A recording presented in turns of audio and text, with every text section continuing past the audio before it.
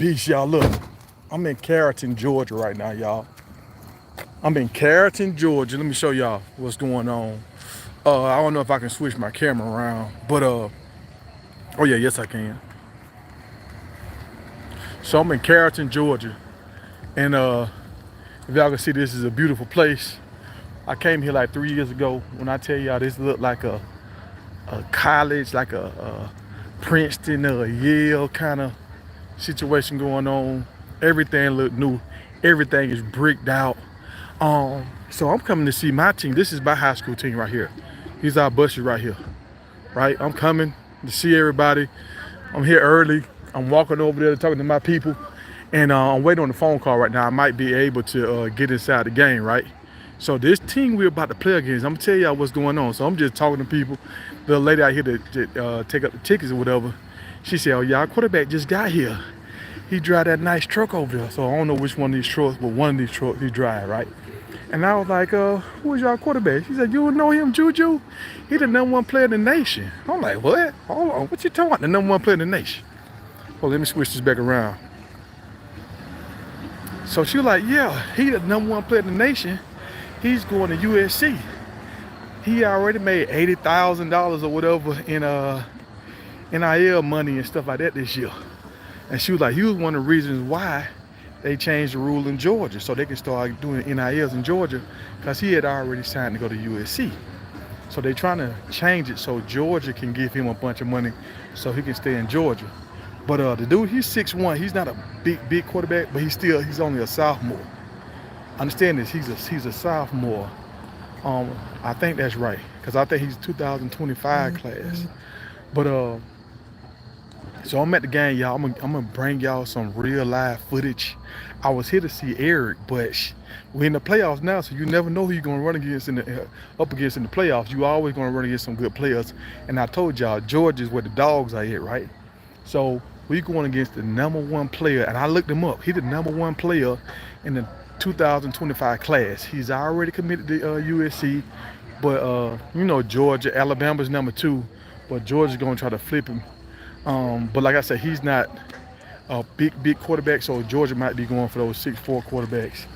But I will bring y'all some live footage.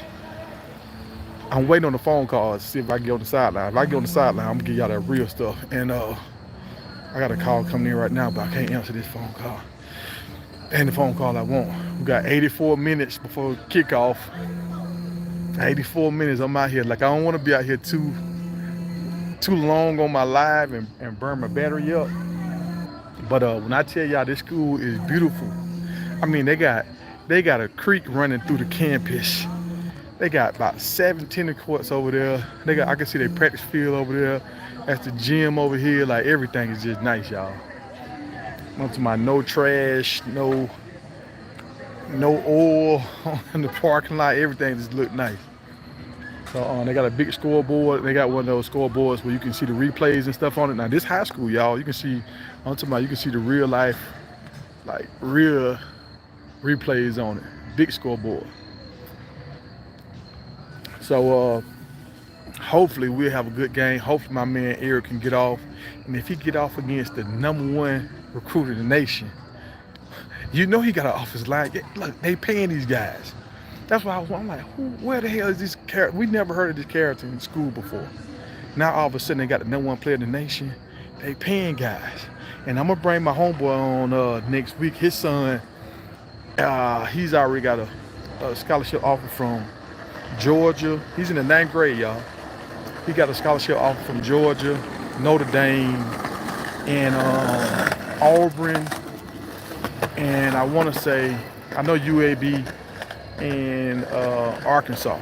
Dude's in the 9th grade, but he's super talented. I mean, his cousin is Garrison Hirsch, so that's how he first got his first offer from Georgia. Garrison went with him on his visit to Georgia, and they was like, "What you doing?" He's like, "Oh yeah, this is my family member right here." And they was like, "What?" So then they looked into it, and they see he had played in all these all-star games and everything. So people starting to offer him right now. My homeboy telling me stuff like that. It's crazy, T. People calling me, all kind of people calling me. Like, you never know what the conversation gonna turn into, but they calling, offering stuff because they want him to come play for their team. So it's an exciting time right now. I mean, I got another homeboy. He got a top corner coming out of Arizona, going to Utah next year, and he was like just filling us in on all their recruiting trips and stuff. And so it's a good time right now. Real good time. I hope Eric get off. If he get 2 sacks this game, even in a loss, that's great. But hopefully we'll win. Last time we was here, like I said, this was the first time I saw Eric at this very stadium, and they were talking about how good he was. So hopefully he'll do his thing and we can get a win, and we'll keep going. If we keep going, I'm gonna go to the game next week too. But when I tell y'all this school is amazing. Who's ever behind the school, they got some real money, y'all. And I said this, so it makes sense now. I said this 3 years ago. I said, oh, whoever's behind this got some money. And now all of a sudden they get the number one player in high school football in the 2025 class playing for their school. That's not a coincidence. That's not a coincidence. The dude in the 10th grade driving a new truck. That's not a coincidence. I mean, his parents could have money. They could. But y'all know how this normally works. So when the game starts, y'all, I will bring y'all some live footage. Like I said, I'm waiting on the call right now. I was walking towards the buses down here, and I heard somebody call my name. So like the little window slid open on the bus. He was like, "What's up, man?" I said, "What's going on, bro?" He said, "What you doing?" I said, "I came to see the game." I said, "You think you get me on the sideline?" He said, "Hold on, let me make sure I got your number. Give me a second, I'll call you back." So hopefully I'll be on the sideline, y'all. If I'm on the sideline, I'll try to get a quick interview from Eric, either before the game or after the game. But after the game, I'm trying to get up out of here because I'm trying to watch the Colorado game. Man, I was in the barbershop today. When I tell y'all they were going crazy in Atlanta, I came in with all this Colorado gear. Oh, what the hell, Colorado? They were going crazy. One dude like, where you get that gear from? I've been trying to find it. So in Atlanta, in Georgia, they ain't selling no Colorado stuff. I went to some places like Lid that sell hats, no Colorado stuff. So Colorado got to actually win or go to a bowl game before they start selling it. People ain't buying into the hype like how a lot of people don't brought into the hype, but a lot of the big dogs, they ain't buying into the hype yet. They young got to show them something. They got to win some bowl games. They got to do something for real before they get their merchandise in the stores. And that's understandable. Colorado been losing for a long time, so that's understandable. And y'all see the fresh cut? Fresh out the barbershop. Y'all see that? Fresh out the barbershop. Let's see what y'all talking about in the comments.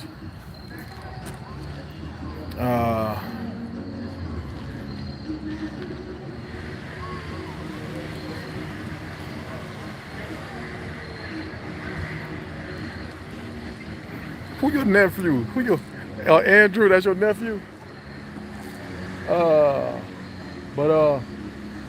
Hey y'all, I ain't gonna hold y'all, man. It's nice out here. I'm waiting on my phone call. Once I get my call, if I go on the sideline, I go live. If I'm in the stands, I'ma still go live. Like once it get hyped, once we get some real action going, and I'll let y'all know how good this quarterback really is. Is he deserving of the #1 spot? We will see. And I know that's gonna motivate Eric. Now let's say this: if they got the #1 quarterback, they have to have a good offensive line because they gotta have somebody to block for the guy. So now Eric will be going against some quality offensive linemen. So now, you know how sometimes you look at people highlight tape and they going against like little undersized offensive linemen and whatever, and they just having their way with these guys. Now we should get a good game, some good quality competition, and so y'all can see for yourself, does Colorado have a good player coming in, or is it just another guy? I think he's somebody special, but we will see. I say I don't want to hype him too much because I haven't seen him since his 9th grade year. But his stats say he's a demon. He's a beast. But it was surprising when the lady said, when she started talking about that quarterback, I was like, oh, I got a little treat. I got a treat. So as a defensive player, y'all, when you get to sack a top quarterback, that feels so good. Y'all don't understand how good that. When you get to sack a big time quarterback, now he the number one dude in the nation for their graduating class. So you know that makes you feel so much better. What's going on? But yeah, that's what I got, y'all. I'll see y'all later on. I gotta save my battery. I'll see y'all when the game starts. All right, we got like an hour.